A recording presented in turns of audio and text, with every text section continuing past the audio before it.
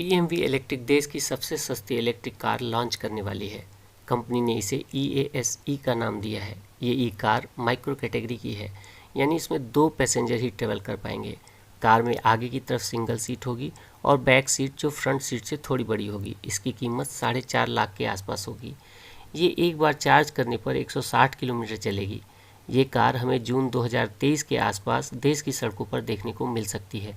Company ने इसकी pre booking भी स्टार्ट कर दी है, जो 2000 रुपये से है, और कंपनी के मुताबिक 6000 से ज़्यादा प्री ऑर्डर उन्हें मिल चुके हैं।